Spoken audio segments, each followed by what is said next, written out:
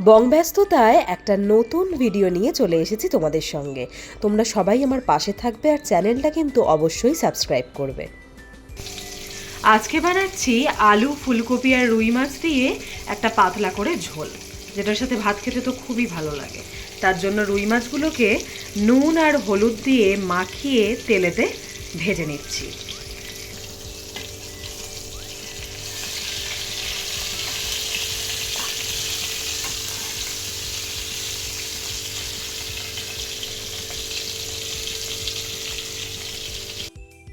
মাছগুলোকে আমি লাল লাল করে একদম ভেজে নিয়েছি। এবার বাকি তরকারিটা করব। একটা আলু নিয়েছি, সেটাকে লম্বা লম্বা করে কেটে নেব।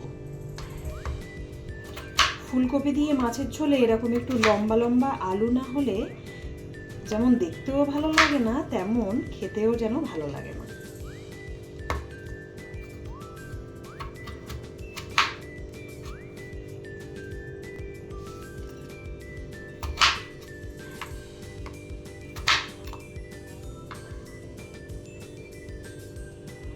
এবার নিয়ে নিয়েছি একটা ফুলকপি, সেটাকেও আমি কেটে নেব ছোট ছোট করে।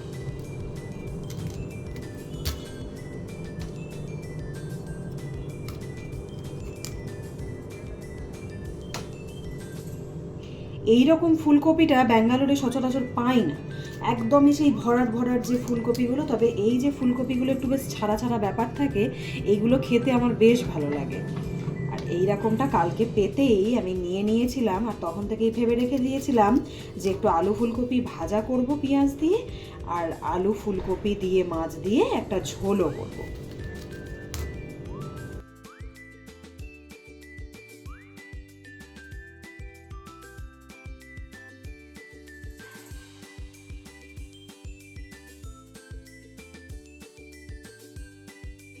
ফুলকপিগুলোকে আমি কেটে নিয়েছি আর আলুগুলোও কেটে নিয়েছি। ফুলকপিটা একটু নুন জলে ভিজিয়ে রেখে দেবো। আর এই যে ফুলকপির ডাঁটাগুলো, এইগুলো কিন্তু সিদ্ধ করে বাটা খেতেও বেশ ভালো লাগে। আমি আমার ছোটো মামি শাশুড়ির কাছে এই রান্নাটা শিখেছিলাম এবং কয়েকবার বানিয়েওছিলাম, খুব ভালো হয় খেতে। ওই মাছ ভাজার তেলটার মধ্যেই এবার দিয়ে দেবো আলুগুলো।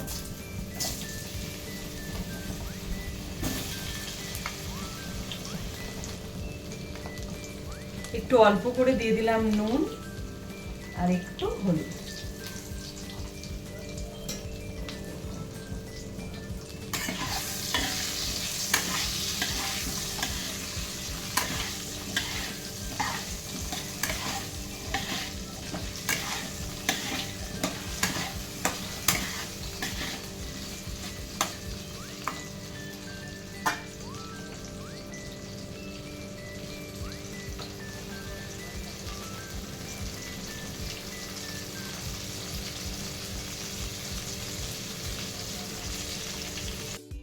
আলুগুলো আমার লাল লাল করে ভাজা হয়ে গেছে, এগুলো আমি এবার তুলে নিচ্ছি।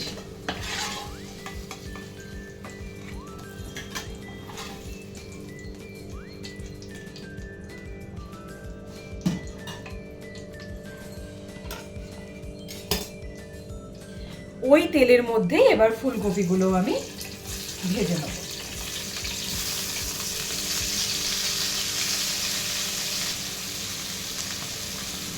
এর মধ্যেও একটু হলুদ দিয়ে দিলাম, সামান্য একটু নুন দিয়ে দিলাম।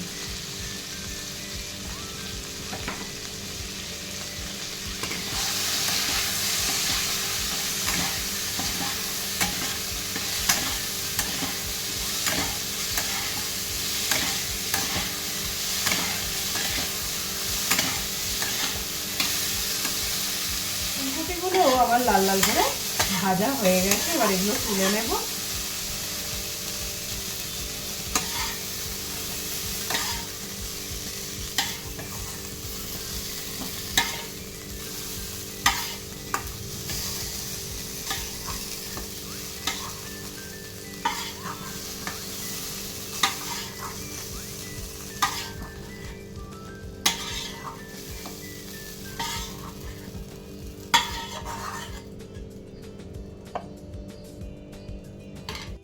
একটা পেস্ট করে নেব, তার জন্য শুকনো লঙ্কা দিলাম, ঝাল অনুযায়ী দিয়ে দিলাম, তার সাথে একটু দিয়ে দিলাম গোটা জিরে, আর তার সাথে দিয়ে দিচ্ছি পেঁয়াজ, আদা আর টমেটো, সব কিছু একসাথে বেটে নিয়ে গ্রেভিটা বানাবো। ওই তেলের মধ্যেই কালো জিরে একটু ফোড়ন দিয়ে দিলাম, দিয়ে দিচ্ছি সেই পেস্টটা।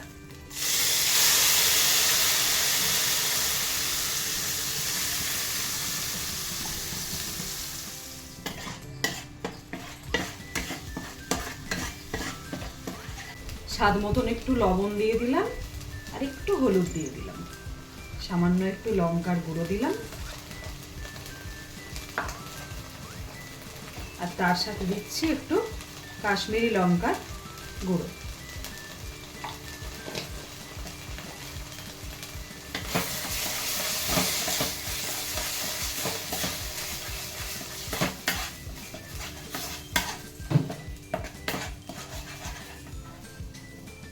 এরপর দিয়ে দিলাম ভেজে রাখা আলু আর ফুলকপিটা, সব একসাথে ভালো করে কষিয়ে নিচ্ছি।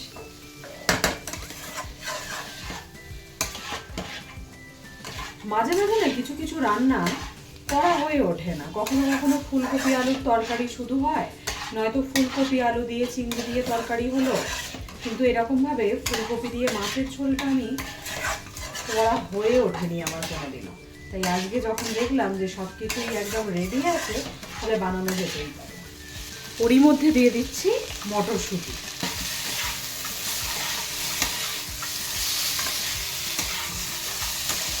জল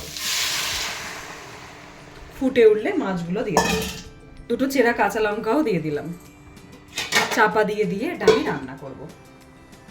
ঝোলটা আমার ফুটে উঠেছে, এরপরে ভেজে রাখা মাছগুলো দিয়ে দিলাম।